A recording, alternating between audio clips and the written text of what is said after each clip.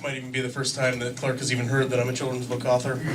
I keep that under my hat because I like to come up here and I like to complain. I'm having a really bad month, guys. Really, really bad month.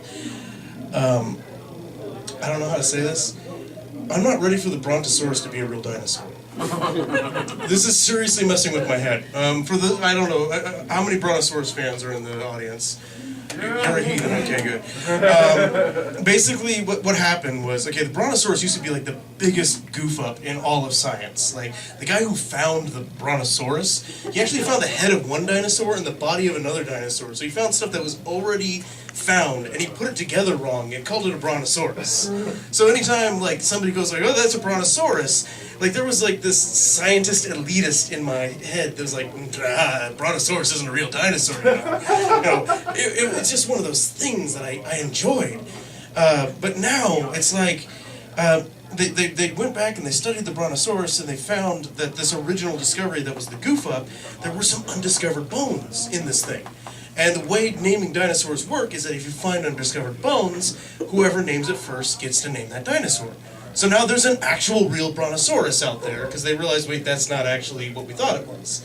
This is basically the equivalent of the dumb kid that sat in the back of the class and could only remember 8 planets, and now is magically right. That's what's going on. I'm bitter about this because the joy that I felt from correcting somebody about the Brontosaurus, it was so palpable, it was so perfect, that like the Germans would have had a word for it. Because that's what the Germans do. They find these finite, perfect words like Schadenfreude. Schadenfreude is German for harm joy. That's the direct translation, harm joy.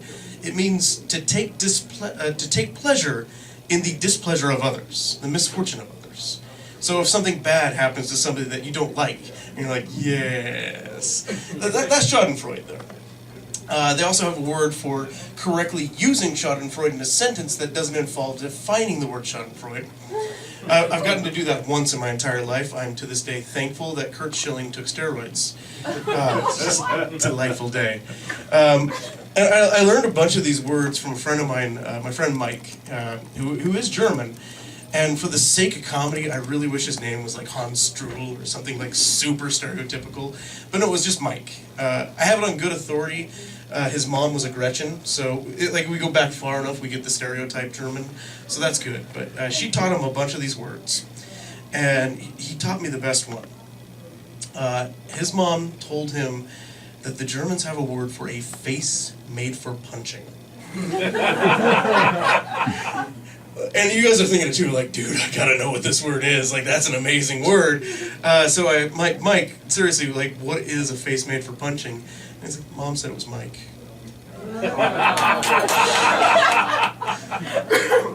Excuse me. Well, naming kids is tough. I actually have 2 kids myself. Neither of them Mike, because I'm a good parent.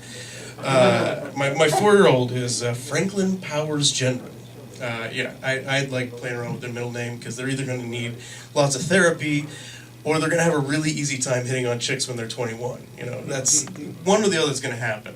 And the youngest is Montgomery Ironwill Gendron. He's 1. Frank is pretty cool. It was touch and go there for a while, let's be honest. Yesterday, we had a really good father-son moment. We sat down on the couch, pulled out the Blu-ray, we put in Empire Strikes Back. And first time ever that he's seen this, and we watched it start to finish. And he was into it. Like, he was full-on geek, like, yes. We were Hoth, we were Bespin, we were Dagobah. He was getting excited about it. We start running lines, like we're just talking to each other. And it was amazing because these past 4 years, he never knew that Vader was Luke's father. Do you know how impossible that is this day and age to hide that? I have an easier time convincing him that Santa Claus is a real character than I was hiding Vader's parentage. No, I have an easier time convincing him that Benedict Cumberbatch is real. Like, he bought that one, hook, line, and sinker. But no, like, and then we get to the line and he was shocked. It's like, this is amazing. So we're reenacting that scene. We're reenacting Smells Bad on the Outside. We even did the Han Leia carbonite chamber scene. So, I'm being Leia at this point, and for accuracy, I'm like holding him above a bucket of ice, so he feels the cold. And I'm looking at him like, son, well, I didn't say son, because accuracy. I look at him, I love you, and he looks at me and says, live long and prosper. My son, it is not too late to put you up for adoption. We have a spare. We will do this. I will start right over with Monty. Monty would be a challenge, because there's something wrong with that kid. Admittedly, he's only one, so he has time to maybe stop doing weird stuff. Like yesterday, he climbed up on my lap and just licked my beard. Just what was that? And then he realized it was weird, so his reaction to finding out that it was weird is to add sound effect to it. So now I have a little 1-year-old coming up to me going, la la la la la, onto my beard, like, no, I don't know what to do with that. For the longest time, he had one word, and it was yeah. Yeah. He also had a habit of tearing his clothes off. The moment we put him on, he would just strip down to the diaper, and he would grab his bottle by, like, the nipple, put it in between his knuckles, and he would walk around just kind of doing, like, this fat drunk guy waddle going, yeah. Yeah, yeah, yeah. Yeah, yeah. And I'm like, holy shit, we reincarnated Randy Macho Man Savage. What do we do with this? And I'm getting all excited about it, but the problem is that he has so much energy during the day. Like, he is go, go, go. And I got him to fall asleep. And I got him to fall asleep, like, on my arm. And he's, like, snoring into my face. He's looking adorable. My wife walks in and says, okay, move him to the crib. He'll be cool. He'll be cool. He'll be cool. And I'm like, but he's calm. I don't want to do this.